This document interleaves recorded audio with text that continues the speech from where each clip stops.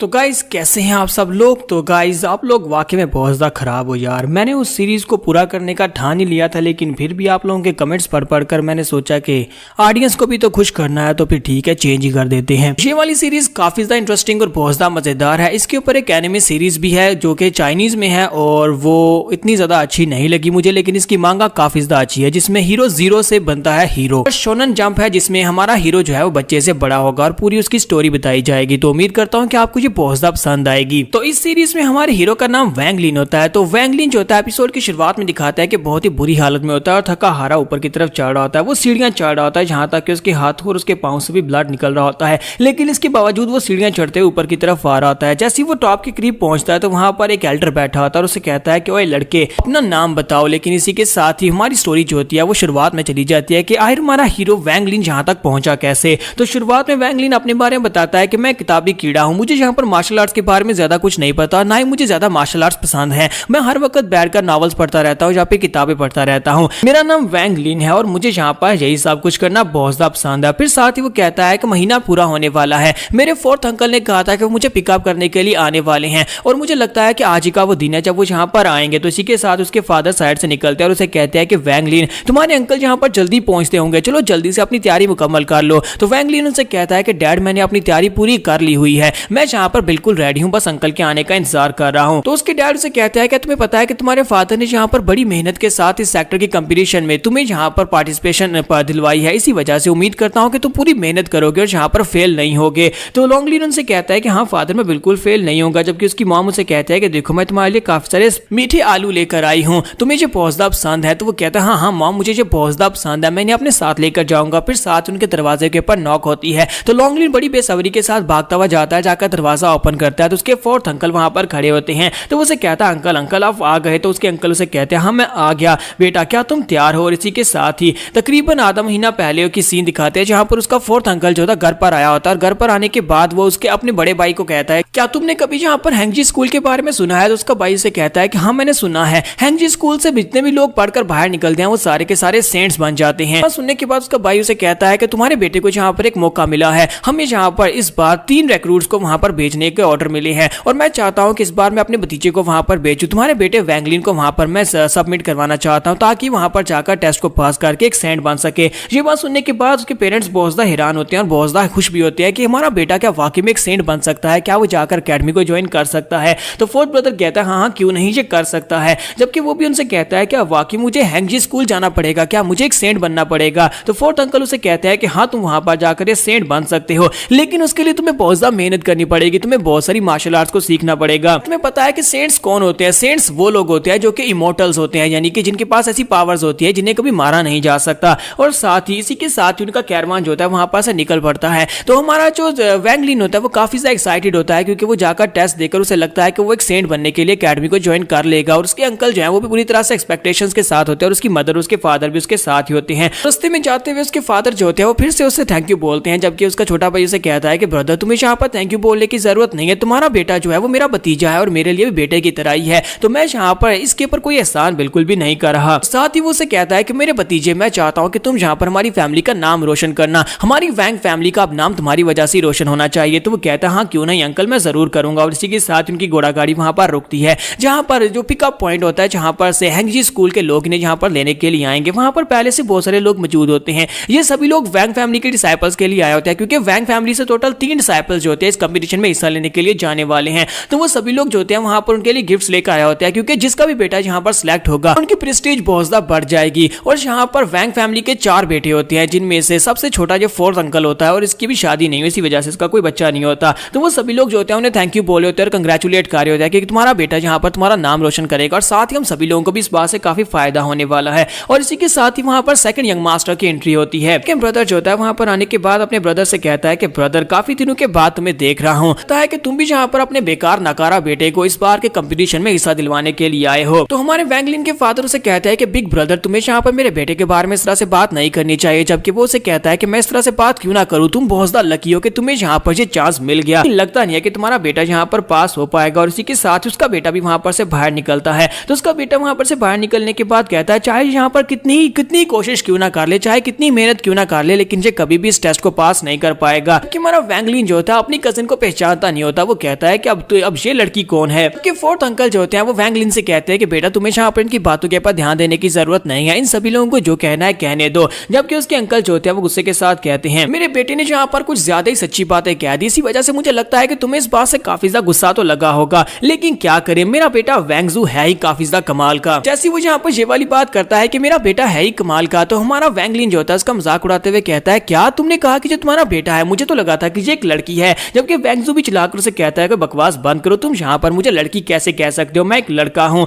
और इसी के साथ ही उसे कहता है कि चाहे तुम यहाँ पर कितनी मेरी इंसल्ट करने की कोशिश क्यों ना कर लो, लेकिन मैं अपने लेवल को तुम्हारे लेवल के जितना तो नहीं गिरा सकता कि तुम्हारी इंसल्ट करना शुरू कर दूं। और इसी के साथ ही वहां पर तीसरे यंग मास्टर की एंट्री होती है। तीसरे वाला यंग मास्टर जो होता है वो थोड़ा सा मोटू और चबी सा होता है। तो वहां पर आने के बाद कहता है कि मुझे लगता है कि हम सभी कजन्स को एक दूसरे के साथ तमीज से पेश आना चाहिए। और यहाँ पर वैंग जू ने अपनी हद को क्रॉस किया है, तो वो आगे बढ़ता है और जाकर हमारे वैंग जू के सामने जाकर हाथ करता है और उसे कहता है कि मेरा नाम वैंग हाओ है। ये वाला जो होता है ये काफी ज्यादा अच्छा होता है, वैंग लिन के साथ काफी अच्छे से बात भी कर रहा था। जबकि इसी के साथ ही वैंग जू लोगों से कहता है कि मुझे लगता है कि यहाँ पर सभी कचरे एक दूसरे के साथ मिल रहे हैं और कचरे एक दूसरे के साथ टीम अप हो रहे हैं। जबकि इसी के साथ ही वैंग हाउ उसका मजाक उड़ाते हुए कहता है कि ये क्या, मुझे लगा ये एक लड़की है। जबकि हमारा वैंग लिन कहता है हाँ मुझे भी पहले ये लड़की लगा था। जबकि वो इस बात से काफी गुस्सा हो रहा था। और इसी के साथ ही वहां पर हैंगजी स्कूल के एक यंग मास्टर की एंट्री होती है, तो वो वहां पर एंट्री मारता है और इसी के साथ ही उनसे कहता है कि बताओ कि तुम सभी में से यहाँ पर 3 कैंडिडेट्स कौन है। वैंग फैमिली के 3 कैंडिडेट्स जो कि इस टेस्ट में हिस्सा लेने वाले हैं, उनको लेने के लिए मैं आया हूँ। इसी के साथ ही वो तीनों से कहता है कि हम तीनों यहाँ पर इस कंपटीशन में हिस्सा लेने के लिए डिसाइपल्स हैं।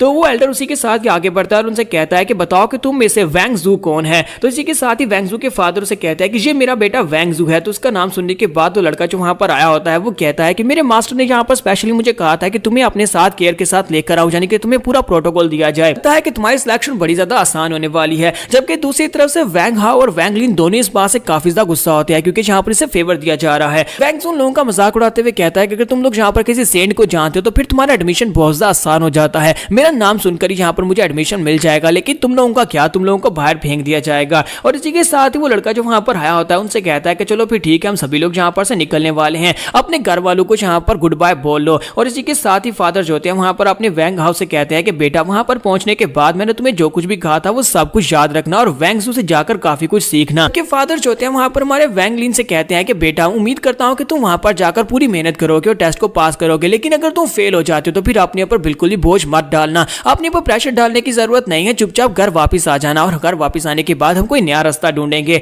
तो वैंग लिन उनसे कहता है कि डैड आपको बिल्कुल परेशान होने की जरूरत नहीं है, मैं वहां पर से हार कर तो बिल्कुल भी नहीं आने वाला, मैं बल्कि सिलेक्ट होऊंगा और एक सेंट बनकर ही वापस आऊंगा। और इसी के साथ ही वो एल्डर लड़का जो होता है वहां पर अपने पास एक कालीन निकालता है और उनसे कहता है कि जल्दी से ऊपर आ जाओ। और वो तीनों जो होते हैं उस कालीन के ऊपर बैठ जाते हैं और वो कालीन वहां पर से उड़ना स्टार्ट करता है। तो जैसे वो कालीन वहां पर से जा रहा होता है तो मदर और फादर दोनों चलाकर उसे कहते हैं कि बेटा अपना बेस्ट देना। जबकि फोर्थ अंकल उसे कहते हैं मैं चाहता हूं कि तुम इस बार सिलेक्ट होकर ही वापस आना। और वो भी वहां पर उनकी उम्मीदों के ऊपर पूरा उतरने के लिए बिल्कुल पूरी उम्मीद होता है। साथ ही चलाकर उनसे कहता है कि आप सभी को बिल्कुल परेशान होने की जरूरत नहीं है, मैं टेस्ट को पास करके वापस आऊंगा और उम्मीद करता हूं कि बहुत ही जल्दी एक सेंट बनकर दिखाऊंगा। नेक्स्ट एपिसोड में हम लोग जहां पर अपने कंपटीशन को स्टार्ट करेंगे जिसमें टोटल 3 टेस्ट होने वाले हैं। तो क्या हमारा वैंग लिन टेस्ट को पास करके इस सेक्टर का हिस्सा बन पाएगा या नहीं, और बाकी के दोनों यंग मास्टर्स का क्या होगा, क्या वो लोग भी यहाँ पर सिलेक्ट हो पाएंगे या नहीं, हम लोग नेक्स्ट एपिसोड में देखेंगे। तो गाइस कैसे हैं आप सब लोग, क्रॉनिकल्स ऑफ अ सेंट के एपिसोड 02 के साथ हाजिर हो। अगर आप मेरे चैनल के ऊपर नए और अभी तक चैनल को सब्सक्राइब नहीं किया हुआ तो जल्दी से चैनल को सब्सक्राइब कर दे, वीडियो को लाइक करना मत भूलिएगा, थैंक यू। तो इस एपिसोड की शुरुआत में हैंगजोई सेक्टर का सीन दिखाया जाता है। तीनों बच्चे वहां पर पहुंच चुके हैं और वहां पर पहुंचने के बाद आवाज आती है फेल फेल फेल, यानी कि वहां पर जो बच्चे टेस्ट दे रहे होते हैं वो सभी लोगों को फेल किए जा रहे होते हैं। वहां पर जो सीनियर डिसाइपल्स होते हैं वो लोग भी खड़े होते हैं और कहते हैं ये टेस्ट हमारी बार भी बहुत ज्यादा स्ट्रिक्ट था। एल्डर्स यहाँ पर स्पिरिचुअल पावर को चेक करते हैं, किसकी बॉडी के अंदर कितनी स्पिरिचुअल पावर है, स्पिरिचुअल पावर की बेस के ऊपर हमें यहाँ पर पास किया जाता है। तो हमारे तीनों डिसाइपल्स भी वहीं पर खड़े होते हैं और देख रहे होते हैं कि एल्डर वहां पर उनके सर के ऊपर हाथ रखते हैं और उनकी स्पिरिचुअल पावर को महसूस करते हैं। अगर उनके अंदर स्पिरिचुअल पावर है तो वो पास होंगे, अगर नहीं तो वो फेल हो जाएंगे। फिर साथ ही एल्डर गुस्से के साथ कहते हैं अगला कौन है, और इसी के साथ ही वैंग जाओ की बारी आ जाती है। तो वैंग जाओ जैसे वहां पर जाता है उनके सामने खड़ा होता है तो एल्डर उसको चेक करते हैं, उसके अंदर स्पिरिचुअल पावर नहीं होती, लेकिन साथ ही उससे नाम पूछते हैं अपना नाम बताओ। तो वैंग जाओ उन्हें अपना नाम बताता है। जैसे वो अपना नाम बताता है इसी के साथ ही एल्डर उसे कहता है कि तो तुम्हारा नाम वैंग जाओ है, और साथ ही उसे कहते हैं जाओ जाकर राइट साइड के ऊपर खड़े हो जाओ, तुम पास हो गए हो। और इस बात से वैंग जाओ बहुत ज्यादा खुश हो जाता है, जबकि उसके दोनों ब्रदर्स होते हैं काफी ज्यादा हैरान भी होते हैं कि यहाँ पर ये पास कैसे हो गया। और बाकी के सभी लोग भी सोच रहे होते हैं कि ये लड़का तो बिल्कुल एवरेज सा दिखाई देता है, इसको यहाँ पर एल्डर ने पास कैसे कर दिया। और इसी के साथ एक और लड़की आती है और उसके एप्टीट्यूड को चेक करने के बाद वो कहते हैं कि तुम्हारा एप्टीट्यूड काफी ज्यादा अच्छा है, और उसे भी वो पास कर देती है। अब एप्टीट्यूड का मतलब अब पता नहीं ये है कि वो उसकी बॉडी को चेक कर रहे होते हैं, यानी कि अब यहाँ पर दो बच्चे जो है वो पास हो चुके हैं और इससे पहले वाले सारे के सारे फेल हो गए थे। और इसी के बाद अब यहाँ पर वैंग हाउ की बारी आ जाती है, तो वैंग हाउ हंसते हंसते उनके सामने जाकर खड़ा हो जाता है और एल्डर से कहता है कि एल्डर मुझे लगता है कि आप काफी ज्यादा थक गए होंगे, क्यों ना आप लोग अब जाकर थोड़ी सी ब्रेक ले लें, उसके बाद आकर मेरा टेस्ट ले लेना। लेकिन एल्डर उसे कहते हैं कि मुझे तुम्हारा टेस्ट लेने की जरूरत ही नहीं है सर, आपने निकले हुए पेट की तरफ देखो, तुम इस सेक्टर के डिसाइपल बनने के लायक ही नहीं हो, तुम फेल। जैसे वो इतना कहने लगता है, इसी के साथ ही वैंग हाउ कहता है कि सर देखिए मैं आपके लिए क्या लेकर आया हूं। वो अपने पास से एक बॉक्स निकालता और कहता है कि सर ये मेरी फैमिली का एक बहुत ही कीमती ट्रेजर है, मेरे डैड ने स्पेशली आपके लिए यहाँ पर भिजवाया, जरा इसको ओपन करके तो देखिए, फिर आपको पता चलेगा इसके अंदर क्या है, प्लीज इसको एक्सेप्ट कर ले। तो एल्डर उसे कहता है कि क्या तुम यहाँ पर मुझे रिश्वत देने की कोशिश कर रहे हो, और साथ उस बॉक्स को अपने हाथ में पकड़ते हैं। जब वो बॉक्स को अपने हाथ में पकड़ते हैं उन्हें पता चलता है कि उस बॉक्स के अंदर बहुत ही खास किस्म की लाइट निकल रही होती है, जैसे कि उसके अंदर 300 साल पुराना कोई और लिंक्स हो। तो वो कहते हैं कि ऐसा कैसे हो सकता है, ऊपर से इस बॉक्स को जिस तरह से सील किया गया मुझे लगता है किसी बहुत ही महान प्रैक्टिशनर ने इसको सील किया है। और इसी के साथ ही हमारा वैंग हाउ सोच रहा होता है लगता है मेरा काम बन गया। तो एल्डर कहते हैं कि ठीक है लड़के, मुझे लगता है कि तुम यहाँ पर सेक्टर के डिसाइपल बनने के लायक तो नहीं हो, यानी तुम एक सेंट तो नहीं बन पाओगे, लेकिन मुझे अल्केमी परफॉर्म करने के लिए एक हेल्पर की जरूरत है, क्या तुम यहाँ पर मेरे हेल्पर बनना पसंद करोगे? अगर ऐसी बात है तो जाओ जाकर राइट के ऊपर खड़े हो जाओ। तो वो कहता है हाँ क्यों नहीं सर, मैं आपका हेल्पर बनना चाहूंगा। और इसी के साथ वो भी राइट के ऊपर जाकर खड़ा हो जाता है, और इस बात से वैंगलिन काफी खुश होता है कि उसका दोस्त यहाँ पर पास हो गया। साथ ही वो जाकर वैंग जाओ के सामने खड़ा हो जाता है और उसे कहता है कि देखो मैं भी यहाँ पर पास हो गया, तुम अकेले ही नहीं हो जिसके पास यहाँ पर कनेक्शंस हैं। और उसके बाद बाकी के कुछ बच्चे जो होते हैं वहां पर फेल होने वाले वो रोना शुरू कर देते हैं। तो एल्डर कहते हैं कि यहाँ पर जितने बच्चे रो रहे हैं उन सभी को यहाँ पर डायरेक्टली डिस्क्वालीफाई करो, उन सभी को उठाकर बाहर फेंक आओ। तो वहां पर उनके जो सीनियर डिसाइपल्स होते हैं वहां पर बड़ी तेजी के साथ आगे बढ़ते हैं, उनको पकड़ते हैं और तेजी के साथ वहां पर से गायब हो जाते हैं। वो सभी बच्चे जो वहां पर रो रहे थे, जो फेल हो गए थे, उन सभी को वहां पर से निकाल दिया गया है। तो इसके बाद हमारे वैंगलिन की बारी आ जाती है। तो फाइनली अब वैंगलिन की बारी है, सर अपनी सांसें रोक ले, अपनी धड़कनें रोक ले, क्योंकि यहाँ पर वैंगलिन की बारी है। तो वैंगलिन जाकर वहां पर मास्टर के सामने खड़ा हो जाता है, जबकि वैंग जाओ कहता है कि ये लड़का तो यहाँ पर बिल्कुल ही पास नहीं होगा। वैंग जाओ कहता है कि ब्रदर प्लीज पास हो जाना, और बाकी के सभी लोग वहां पर सोच रहे होते हैं कि लगता है कि ये भी हमारी तरह फेल होने वाला है। तो एल्डर अपना हाथ उठाते हैं, वैंगलिन के सर के ऊपर रखते हैं, और इसी के साथ ही हमारा वैंगलिन सोच रहा था कि मेरे पीछे बहुत सारे लोगों की उम्मीदें हैं, मुझे पास होना होगा, लेकिन साथ ही एल्डर कहते हैं कि फेल, तुम यहाँ पर बिल्कुल फेल हो। ये बात सुनने के बाद वैंग जाओ हंसना शुरू कर देता है, और वैंग हाउ से कहता है कि मुझे लगता है कि तुम यहाँ पर कर सकते हो। वैंगलिन बेचारे को वहां पर फेल करने के बाद उसे कहते हैं कि जाओ जाकर लेफ्ट साइड के ऊपर खड़े हो जाओ। वैंगलिन चुपचाप वहां पर से लेफ्ट साइड की तरफ चल पड़ता और कहता है कि मैं यहाँ पर आया क्या करने के लिए था, मेरे मदर, मेरे फादर, फोर्थ अंकल, उन सभी लोगों को मुझसे बहुत ज्यादा उम्मीदें थी, वो सभी लोग चाहते थे कि मैं इस टेस्ट को पास करूं और यहाँ पर एक सेंट बनकर बाहर आऊं, लेकिन मैं यहाँ पर क्या कर रहा हूँ, मुझे इस वक्त चलना भी बहुत ज्यादा बोझल लग रहा है, मेरे पाँव बहुत ज्यादा भारी हो गए हैं, मुझे इस वक्त बहुत ज्यादा शर्मिंदगी हो रही है, मुझे बहुत ज्यादा शर्मिंदगी हो रही है कि मैं एक यूजलेस इंसान हूँ। और वो जाकर लेफ्ट के ऊपर खड़ा हो जाता है, जबकि एल्डर कहते हैं जबकि यहाँ पर फर्स्ट टेस्ट खत्म हो चुका है, जो लोग राइट साइड के ऊपर हैं वो सभी लोग मेरे साथ चलेंगे, मैं तुम सभी को पैट्रियार्च के पास लेकर जाऊंगा, जहां पर तुम सभी को डायरेक्टली सेक्टर का हिस्सा बनाया जाएगा। वैंग हाउ, तुम क्योंकि मेरे हेल्पर बनने वाले हो, इसी वजह से तुम मेरे साथ मेरे अल्केमी रूम में आओगे और वहां पर जाकर तुम मेरे हेल्पर बनोगे। और साथ ही वो बाकी सभी से कहते हैं, और जो लेफ्ट साइड के ऊपर है उन सभी का यहाँ पर सेकंड टेस्ट स्टार्ट होगा, उम्मीद करता हूं कि तुम में से कुछ लोग सेकंड टेस्ट को पास करके सेक्टर का हिस्सा बनने के लायक बनेंगे। और उन सभी को जाकर एक माउंटेन के सामने खड़ा कर दिया जाता है और उनसे कहा जाता है कि तुम्हारे पास सिर्फ 3 दिन का टाइम है, 3 दिन के बाद जो लोग वहां पर माउंटेन की टॉप के ऊपर पहुंच गए वो पास हो जाएंगे, और जो लोग फेल हो गए वो सभी लोगों को यहाँ पर से डिस्क्वालीफाई कर दिया जाएगा। लेकिन रास्ते में अगर तुम्हें लगता है कि तुम लोग और ज्यादा आगे नहीं बढ़ सकते तो तुम सभी लोग वहां पर गिव अप कहना, ऊंचा चिल्लाकर कहना, उसी वक्त कोई डिसाइपल वहां पर आएगा और तुम्हें वहां पर से डिस्क्वालीफाई कर देगा और बाहर भेज देगा। लोग यहाँ पर तुम्हारी विल पावर को चेक करना चाहते हैं कि तुम्हारे अंदर कितनी ज्यादा विल पावर है, तुम्हारे अंदर कितनी हिम्मत है कि क्या तुम यहाँ पर इन सभी सीढ़ियों को चढ़कर ऊपर पहुंच पाओगे। तो हमारा वैंगलिन जो होता है वो कहता है कि मेरे पास यही एक मौका है, मुझे लगता है कि अब मैं यहाँ पर कर सकता हूँ, ये मेरे पास दूसरा मौका है और मैं इसको गंवाना नहीं चाहता।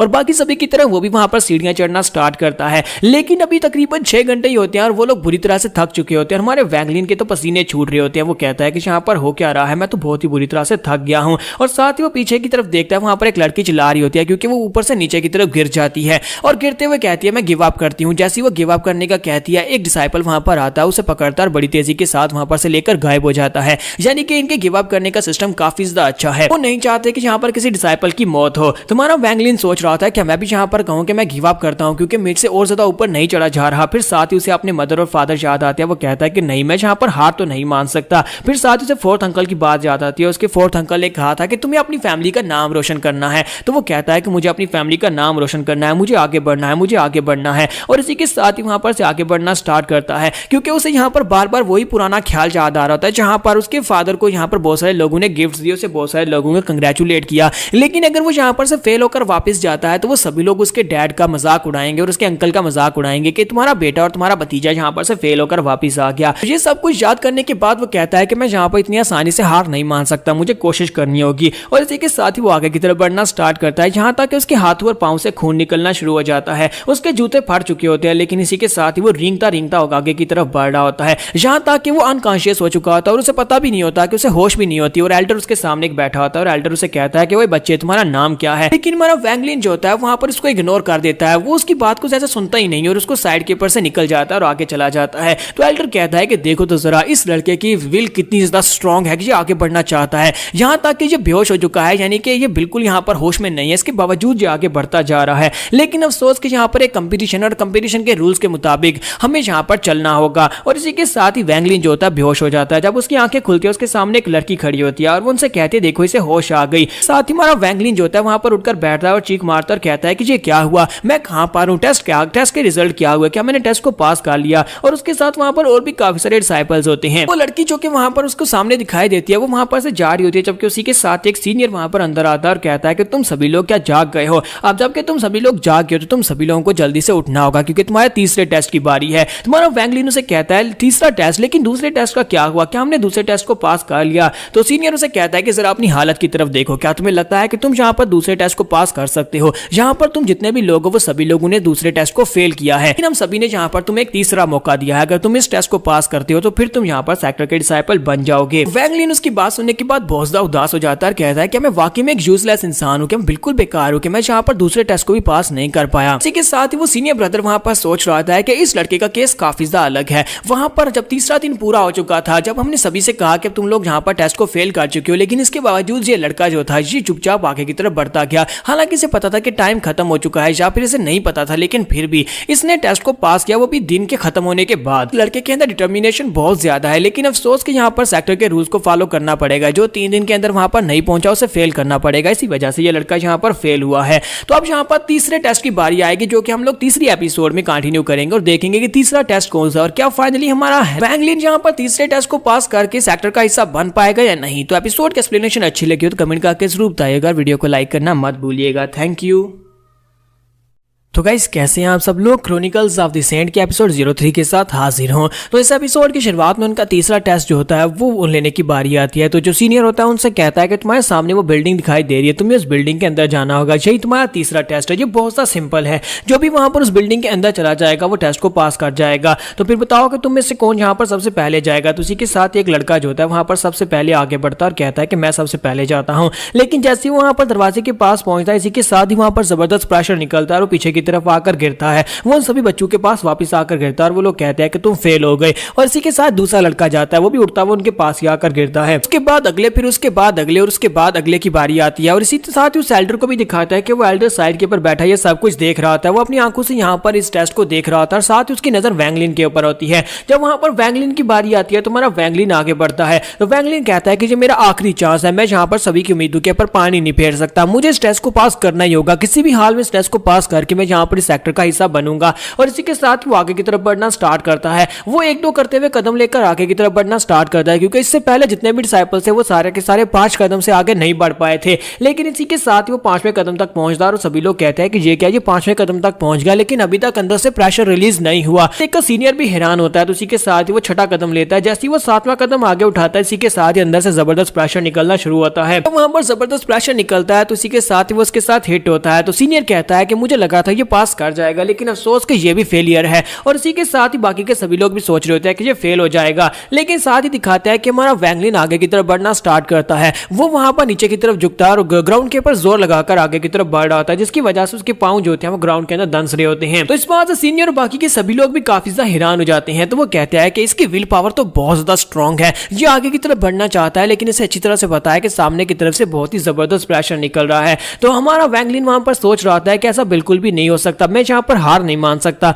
ये मेरा आखिरी मौका है, जहां पर मैं गिव अप तो बिल्कुल भी नहीं करूंगा। वो आगे की तरफ बढ़ता जाता है। जैसे वो गेट के करीब पहुंचता है तो वहां पर जो सामने से एनर्जी निकल कर आ रही होती है वो वहां पर तलवार की शेप ले लेती है। सीनियर डिसिपल उसे कहता है कि लड़के जल्दी से वापस आ जाओ, तुम्हें गिव अप करना पड़ेगा, वरना उन तलवार की बनी हुई एनर्जी के साथ तुम कटकर मार भी सकते हो। लेकिन वैंगलिन तक उसकी आवाज नहीं पहुंच पा रही होती, इसी वजह से वैंगलिन उसकी आवाज नहीं सुनता और आगे की तरफ बढ़ना स्टार्ट करता है। इसी के साथ ही जब वो आगे बढ़ता है तो वहां पर सामने से जो एनर्जी होती है वो तलवार की शेप ले लेती है और वहां पर ब्लेड जो होते हैं उसकी बॉडी के साथ टकराते हैं और उसकी बॉडी के ऊपर कट्स लग रहे होते हैं। लेकिन वैंगलिन अभी भी यहाँ पर रुकने का नाम नहीं ले रहा होता। वो कहता है कि मैं जो करके रहूंगा, मैं स्ट्रेस को पास करूंगा। लेकिन जैसे ही वो थोड़ा सा आगे बढ़ता है, इसी के साथ ही वहां पर एनर्जी से बनी हुई जो तलवारें होती हैं वो मर्ज होकर एक बहुत ही बड़ी सी एनर्जी से बनी हुई तलवार बना देती हैं। जब वो तलवार साइज में बहुत ज्यादा बड़ी होती है तो उसके साथ बचने के चांसेस तो जीरो होते हैं और इसी के साथ ही वो तलवार बड़ी तेजी के साथ वैंगलिन की तरफ आगे बढ़ती है। लेकिन जैसे वो तलवार वैंगलिन के करीब पहुंचती है, इसी के साथ उसके सामने एक बड़ी सी तलवार आ जाती है और वो दोनों तलवारें आपस में टकराती हैं। तो एनर्जी से बनी हुई तलवार टुकड़े टुकड़े हो जाती है, क्योंकि वो साइड के ऊपर जो एल्डर होता है वो कहता है कि लड़के अभी तुम्हारे मरने का वक्त नहीं हुआ,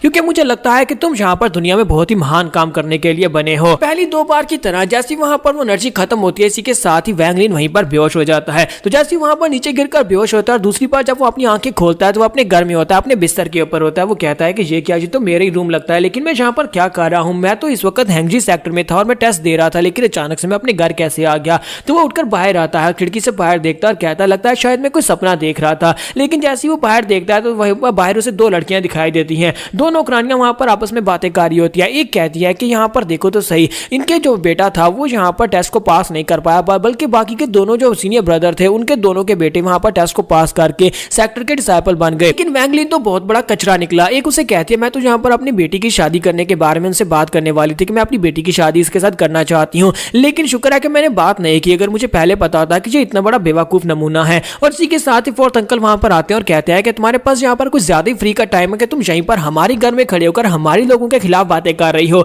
तो वो दोनों वहां पर से भाग जाती है। उनके चले जाने के बाद अंकल कहते हैं कि ये तो बहुत ही बुरी बात है कि ये लोग यहाँ पर इस तरह की बातें कर रहे हैं, और साथ ही वो दरवाजे के ऊपर नॉक करने लगता है। तो हमारा जो वैंगलिन होता है वो उसके लिए पहली दरवाजा खोल देता है। अंकल उसे कहते हैं कि बेटा तुम्हें क्या हो गया, क्या तुम ठीक हो? लेकिन वो आगे से काफी ज्यादा उदास होता है और उसे कोई भी जवाब नहीं देता। अंकल उसे कहते हैं मुझे लगता है कि तुम यहाँ पर उस टेंशन को अपने सर पर सवार कर बैठे हो, तुम्हें यहाँ पर उस हार को इस तरह से नहीं लेना चाहिए। इसी के साथ ही अंकल वहां पर एक बैकग्राउंड का सीन दिखाते हैं जहां पर एक सीनियर डिसिपल जो होता है उसे उठाकर बाहर लाता है, उसके पेरेंट्स को दे देता है और कहता है कि ये मरा नहीं है बल्कि अभी तक जिंदा है, लेकिन बेहोश हो गया है। अफसोस कि ये टेस्ट को पास नहीं कर पाया, आपको यहाँ से वापस जाना पड़ेगा। और वहीं पर वैंग ज़ाओ भी आ जाता है और कहता है कि देखा मैंने कहा था ना, कचरा हमेशा कचरा ही रहता है और तुम्हारा बेटा यहाँ पर टेस्ट को पास भी नहीं कर पाया। जबकि वैंग ज़ाओ से कहता है कि तुम तो अपनी बकवास बांधी करो कि तुम्हें यहाँ पर क्या पता। उसने यहाँ पर एंड तक फाइट की, वो एंड तक तीनों टेस्ट में सही खड़ा रहा, लेकिन क्या करे वो बेचारा हार गया और टेस्ट को पास नहीं कर पाया। जबकि वैंग ज़ाओ कहते तो फिर यहाँ पर इतनी ज्यादा मेहनत करने का फायदा है क्या, अगर एंड के ऊपर इसे फेल ही होना था। जबकि इसी के साथ ही फोर्थ अंकल उसे कहते हैं कि वैंग ज़ाओ अपनी बकवास बंद करो, और उसके डैड जब उससे सामने एक बात उसे डिफेंड करने के लिए बोलने लगते हैं तो उसी के साथ ही फोर्थ अंकल गुस्से के साथ उसे घूर कर देखते हैं, जिसकी वजह से वो वहीं पर खामोश हो जाता है। बाकी के सभी लोग भी वहां पर उनके बारे में बुरी बुरी बातें कर रहे होते हैं और कहते हैं कि हमने यहाँ पर इतने सारे गिफ्ट्स इनको दिए थे, हमें लगा था कि इनका बेटा वैंगलिन सिलेक्ट हो जाएगा, लेकिन अफसोस कि वो सारे के सारे गिफ्ट जाया हो गए, हम लोग अपने गिफ्ट्स को वापस भी नहीं मांग सकते। पर सीन प्रेजेंट में आता है जहां पर वैंगलिन और उसके अंकल दोनों जाकर बैठ जाते हैं। तो अंकल उसे कहते हैं कि मुझे बताओ कि इस वक्त तुम कैसा महसूस कर रहे हो, तुम्हें अभी भी यहाँ पर कहीं पर दर्द हो रही है?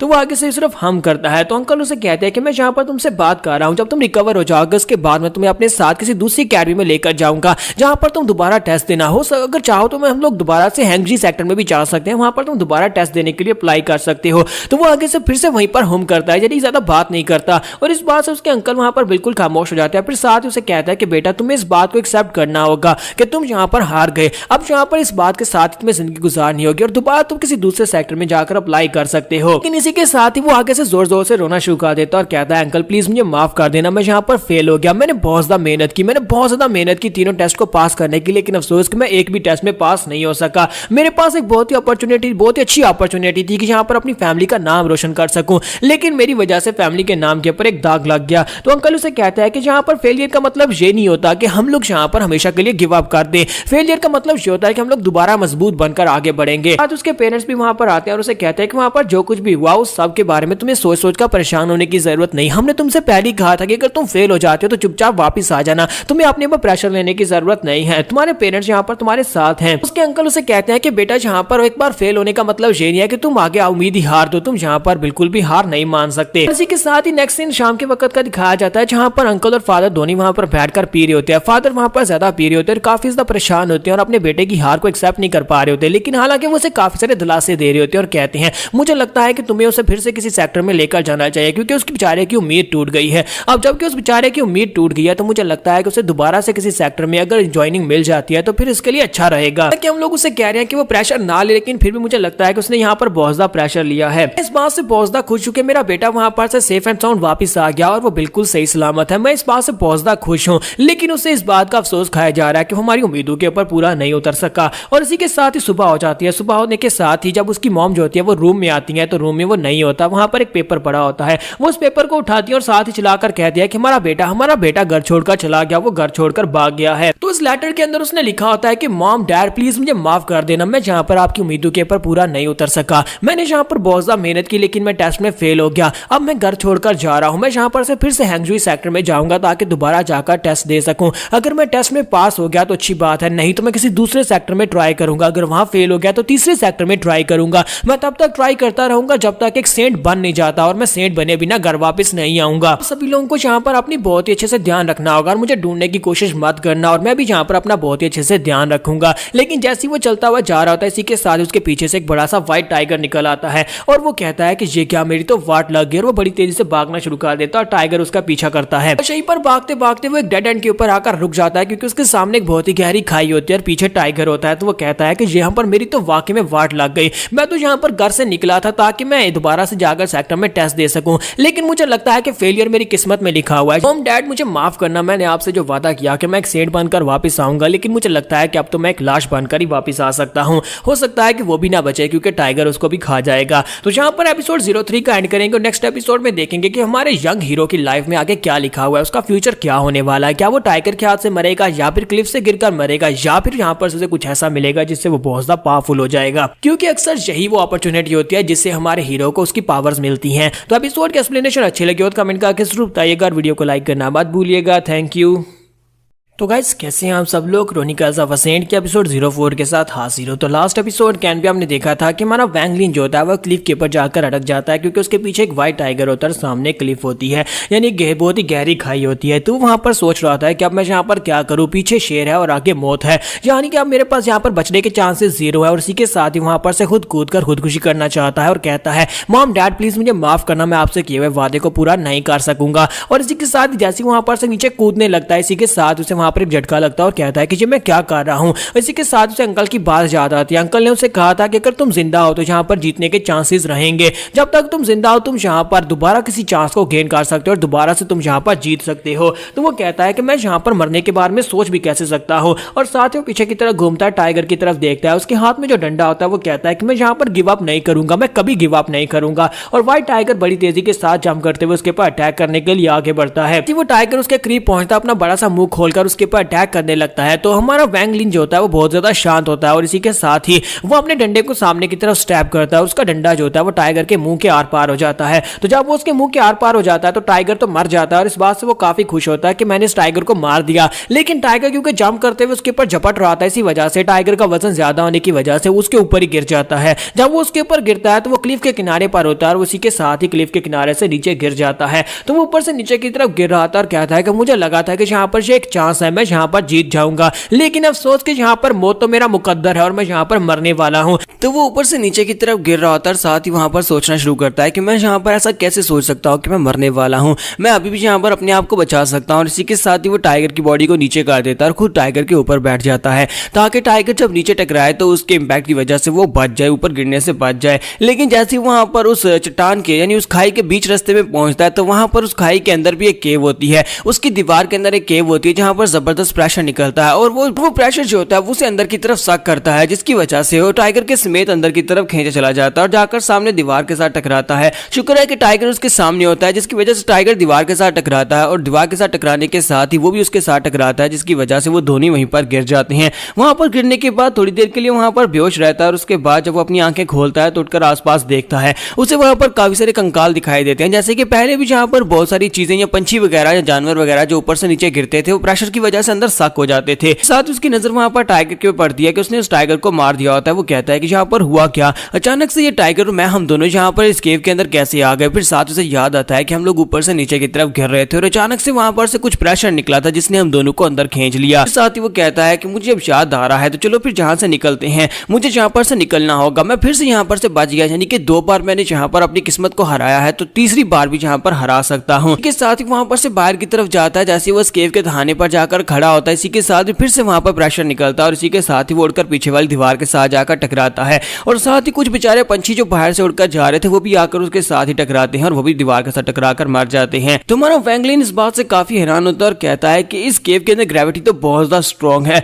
मुझे लगता है कि पहले मुझे आसपास देख लेना चाहिए, उसके बाद यहाँ पर से निकलने का कोई रास्ता ढूंढता हूँ। लेकिन जैसे वो उठकर आगे बढ़ने लगता है, इसी के साथ देखता है कि टाइगर का मुंह खुला होता है, टाइगर के मुंह के अंदर से ब्लड निकला आता है और उस ब्लड के अंदर एक और पड़ा होता है। तो वो कहता है कि अब ये क्या चीज है, ये कोई क्रिस्टल बॉल जैसा है और जाकर वो उसको उठाता है तो उस क्रिस्टल बॉल के ऊपर बादल बने होते हैं। तो वो इस बात से काफी हैरान होता है और कहता है कि ये क्या, इस क्रिस्टल बॉल के ऊपर बादल क्यों बने हैं। फिर साथ उसे याद आता है कि उसके अंकल ने उसे एक बार बताया था कि ये एक जानवर की कोर हो सकती है, क्योंकि एक जानवर की कोर इस तरह की होती है, एक जंगली जानवर जो कि 100 साल से ज्यादा तक जी लेता है उसकी बॉडी के अंदर इस तरह की एनिमल कोर बन जाती है और एनिमल कोर जो होती है ये बहुत ज्यादा पावरफुल होती है। मेरे अंकल ने बताया था अगर हम लोगों को यहाँ पर एनिमल कोर मिलती है और हम लोग उसको डायरेक्टली खा जाते हैं तो उससे हमें बहुत ज्यादा पावर मिलती है और हमारी एनर्जी बहुत ज्यादा बढ़ जाती है। तो वो इस बात से काफी ज्यादा खुश हो जाता है और कहता है कि लगता है कि इस टाइगर ने 100 साल से ज्यादा जिंदगी जी होगी और बहुत सारे लोगों को मारा है, तभी तो इसकी बॉडी के अंदर एनिमल कोर बन गई है। अगर मैं इस कोर को खा जाता हूं तो फिर इसका मतलब मैं बहुत ज्यादा स्ट्रॉन्ग बन जाऊंगा। और इसी के साथ ही वो सोच रहा होता है कि यही मेरा मौका है, मैं अब यहाँ पर पावरफुल बनने वाला हूँ, मैं एक सेंट बनकर वापस जाऊंगा।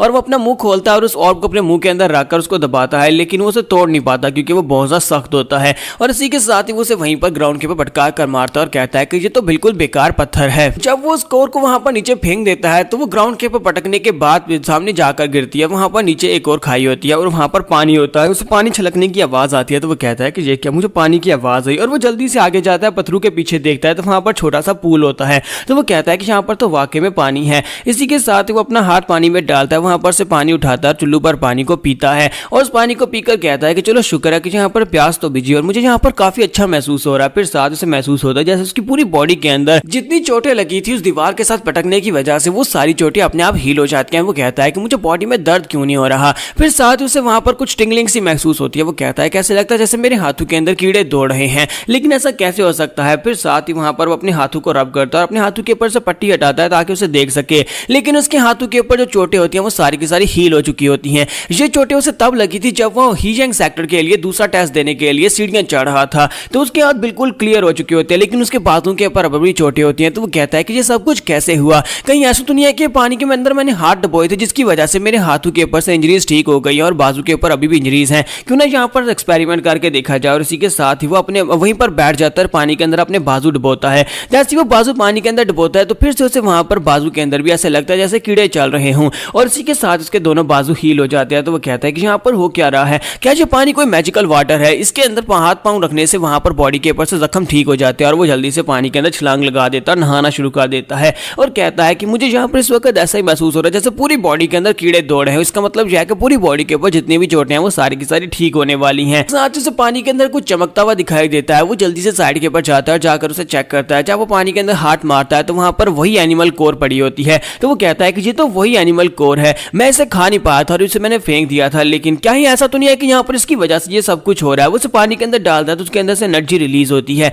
तो उसे समझ आती है कि इस एनिमल कोर को पानी के अंदर यूज किया जा सकता है। जब इसे पानी में डाला जाता है तो ये आपकी इंजरीज को हील कर सकता है। तो वो बहुत ज्यादा खुश हो जाता है और कहता है ये तो एक बहुत ही कमाल की चीज है, मुझे तो लगा था कि ये सिर्फ और सिर्फ एक बेकार पत्थर है, लेकिन इसकी मदद से मैं अपनी इंजरीज को हील कर सकता हूँ, अपनी थकावट को दूर कर सकता हूँ। फिर साथ ही वो वहां पर पानी के अंदर कुछ देर नहाता है और उसके बाद वहां से वापस आ जाता है और उस क्रिस्टल को अपने पास रख लेता है और कहता है कि ये बहुत अच्छी बात है कि मेरे पास यहाँ पर जो क्रिस्टल है। लेकिन जैसे वहां पर से बाहर निकलता है फिर से वहां पर ग्रेविटी होती है और ग्रेविटी की वजह से हवा के प्रेशर से बाहर से कुछ चीजें उड़ती हुई अंदर आती हैं। तो वो बड़ी मुश्किल के साथ उनसे बचता है और कहता है कि शुक्र है कि टाइम रहते हुए मैं पिछली दीवार के साथ जाकर लग गया था और अपने आप को बचा लिया, वरना बाहर से आने वाली चीजें तो मेरे साथ ही आकर टकराती। फिर साथ ही वो कहता है कि मुझे यहाँ पर देखना होगा कि ये ग्रेविटी कैसे काम करती है। तो वहां पर दीवार की ऑपोजिट साइड में कुछ होल्स होते हैं, वो होल जो होते हैं हवा के प्रेशर को अपनी तरफ सक कर रहे होते हैं, जिसकी वजह से केव के सामने से हवा उसकी तरफ आती है। तो वो कहता है कि अब मुझे यहाँ पर इसका तो पता चल चुका है, अब मुझे यहाँ पर कुछ और करना होगा, मुझे यहाँ पर ये देखना होगा कि ये कितनी देर के बाद यहाँ पर ग्रेविटी प्रेशर यूज करता है। तो तकरीबन 30 मिनट के बाद, हर 30 मिनट के बाद वहां पर ग्रेविटी प्रेशर यूज हो रहा था। तो वो कहता है कि मेरे पास पूरे 30 मिनट का टाइम है यहाँ पर से निकलने के लिए, और इसी के साथ ही वहां पर से बाहर जाता है, केव के मुंह पे जा खड़ा हो जाता है और वहां पर ऊपर की तरफ देखता है। ऊपर का जो रास्ता होता है वो काफी ज्यादा लंबा होता है और ऊपर चढ़ना उसके लिए पॉसिबल नहीं होता। तो वो कहता है कि मैं तो काफी ज्यादा अनलकी हूं, मैं यहाँ पर से ऊपर नहीं चढ़ सकता। फिर साथ ही वो नीचे की तरफ देखता है और कहता है कि मैं यहाँ पर से नीचे की तरफ जा सकता हूँ, लेकिन यहाँ पर से नीचे जाना मेरे लिए बहुत ज्यादा मुश्किल है। क्या मैं यहाँ पर टाइगर की बॉडी को फिर से मैट्रेस की तरह यूज करूँ, या फिर मैं यहाँ पर से सीधा ऊपर से नीचे की तरफ जंप कर जाता हूँ, क्योंकि वहां पर नीचे गिरने के बाद कहीं ऐसा ना मेरे चेहरे के ऊपर चोट लग जाए, क्योंकि अगर मेरे हैंडसम फेस के ऊपर चोट लगी तो फिर तो मुझे यहाँ पर कोई भी लड़की पसंद नहीं करेगी। साथ ही वो कहता है तो फिर मैं क्या करूँ। इसी के साथ से याद आता है कि घर से वो वहां पर जो थैला लेकर आया था उसका कपड़ा काफी लंबा है, और इसी के साथ ही वो उसके कपड़े को फाड़ता है और साथ ही उसको वहां पर गांठ मारकर उसको काफी लंबी रस्सी बना लेता है, और रस्सी बनाने के बाद उसे एक पत्थर के साथ बांधता और कहता है कि मुझसे ज्यादा समझदार इंसान तो कोई होगा ही नहीं, अब इस रस्सी के सहारे मैं नीचे उतरूंगा। हालांकि रस्सी इतनी लंबी नहीं है, लेकिन वहां पर नीचे काफी थोड़ा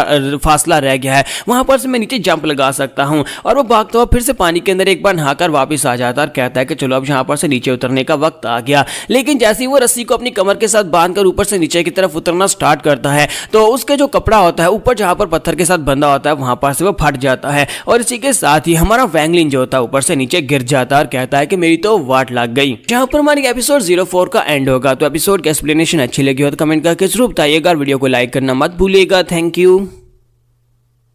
तो गाइस कैसे हैं आप सब लोग। क्रॉनिकल्स ऑफ अ सेंट की एपिसोड 05 के साथ हाजिर हो। तो लास्ट एपिसोड के एंड पे हमने देखा था कि वैंगलिन जो होता है वो रस्सी के साथ ऊपर से नीचे की तरफ उतरने की कोशिश करता है, लेकिन साथ उसका कपड़ा फट जाता है और ऊपर से नीचे की तरफ गिर जाता है। तो वो चिल्लाते हुए नीचे की तरफ आ रहा था और कहता है कि ये स्क्रिप्ट किसी राइटर ने बहुत ज्यादा गलत लिखी है, मैं हीरो हूं और मेरे साथ ऐसा नहीं होना चाहिए। और वो धड़ाम करके जंगल के अंदर जाकर गिरता है, और वहां पर गिरने के बाद वो बेहोश हो जाता है। और आपको पता है हर बार बेहोश होने के बाद जब उसकी आंख खुलती है तो वो किसी और जगह के ऊपर होता है, और जहां पर भी गिरने के बाद जब उसकी आंख खुलती है तो वो अपने घर के बिस्तर के ऊपर होता है, और वहां पर उसके सामने उसकी मॉम, उसके फादर और साथ ही वहां पर जी सेक्टर का एक लड़का खड़ा होता है। तो वो उसे वहां पर काफी गुस्से के साथ स्कोल्ड कर रहे होते हैं और कहता है कि तुमने तो हमें डरा दिया था, आज तुम ऐसा कैसे कर सकते हो, तुम्हारी वजह से हम लोग कितने परेशान हो गए थे। तो वो उनसे पूछता है कि मॉम डैड यहाँ पर हो क्या रहा है, तुम दोनों यहाँ पर क्या कर रहे हो। तो उसके डैड उसे कहता है कि बेवकूफ बच्चे, जब तुम यहाँ पर से घर से छोड़कर चले गए उसके बाद हमने तुम्हारे अंकल से बात की, तुम्हारे अंकल जो थे वो तुम्हें ढूंढने के लिए हैंगजी स्कूल में गए, वहां पर से जाकर उनसे मदद मांगी, और हैंगजी स्कूल के डिसाइपल्स ने तुम्हें यहाँ पर आकर ढूंढा और तुम्हें वहां पर क्लिफ के नीचे मिले थे। अगर वहां पर टाइम के ऊपर हैंगजी स्कूल के डिसाइपल्स नहीं पहुंचते और तुम्हें वहां पर से उठाकर नहीं लाते तो तुम्हें वाइल्ड एनिमल्स वहां पर खा चुके होते। वैंगलिन उन लोगों से कहता है कि प्लीज डैड मुझे माफ करिएगा। तो उसकी मॉम उसे कहती है कि बेटा तुम इतने ज्यादा बेवकूफ कैसे हो सकते हो, हमने तुम्हें कहा था ना कि यहाँ पर अगर तुम सिलेक्ट नहीं हो पाते तुम्हें यहाँ पर कुछ भी उल्टा सीधा करने की जरूरत नहीं है, प्रेशर लेने की जरूरत नहीं,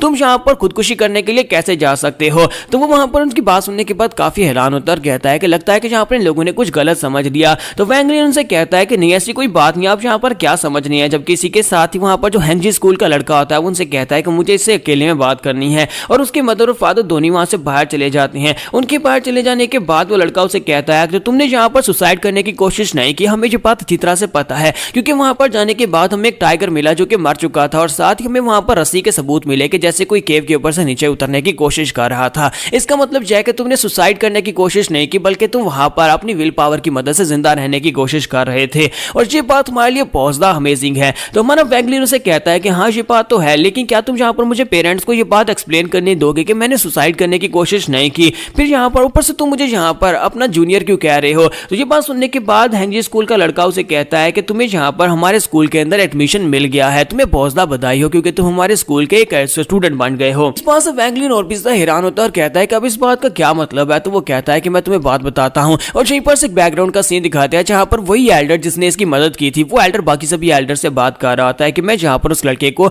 इस स्कूल का डिसाइपल बनवाना चाहता हूं, जबकि एक एल्डर उसे कहता है कि हम लोग किसी लड़के को जहां पर स्कूल का एल्डर कैसे बनने देंगे, स्कूल का डिसाइपल कैसे बनने देंगे जिसने सुसाइड करने की कोशिश की हो। जबकि वो एल्डर उसे कहता है कि मुझे लगता है कि ये मसला जो है किसी की लाइफ एंड डेथ से जुड़ा है। अगर वो लड़का वाकई में सुसाइड कर लेता है हमारे एडमिशन ना मिल देने की वजह से, तो मुझे लगता है कि हमारे स्कूल की बहुत ज्यादा बदनामी हो जाएगी, तो उस लड़के को यहाँ पर एक मौका तो देना चाहिए। दूसरा एल्डर उसे कहता है कि तुम यहाँ पर यही सुजेस्ट करते हो, तो वो कहता है हाँ सर मैं यही सुजेस्ट करता हूँ, उस लड़के को डिसाइपल बना लेते हैं। अगर 1-2 साल में वो यहाँ पर सेंट बनने की राह में आगे नहीं बढ़ पाया और मेहनत करके अपने आप को साबित नहीं कर पाया तो उसे स्कूल से निकाल देंगे। जबकि तीसरा एल्डर जो होता है वो चलाकर उसे कहता है कि नहीं ऐसा नहीं हो सकता, मुझे नहीं लगता कि आपको यहाँ पर इस बात को मानना चाहिए। जबकि तीसरा एल्डर उसे कहता है कि ठीक है हम लोग यहाँ पर इस बात को मान लेते हैं, हम लोग इस बारे में और कोई बहस नहीं करेंगे, उस लड़के को यहाँ पर ज्वाइनिंग लेटर भेज दो। वैंगलिन जो होता है ये सारी बात सुनने के बाद बिल्कुल भी खुश नहीं होता, क्योंकि उसे यहाँ पर जो एडमिशन मिला है वो सुसाइड करने के नाम पर मिला है। तो वो लड़का उसे कहता है कि मुझे लगता है कि तुम्हें तो यहाँ पर इस बारे में खुश होना चाहिए, क्योंकि तुम्हारी न्यू बिगिनिंग यहाँ पर स्टार्ट होने वाली है, तुम यहाँ पर हमारे स्कूल का हिस्सा बन गए हो।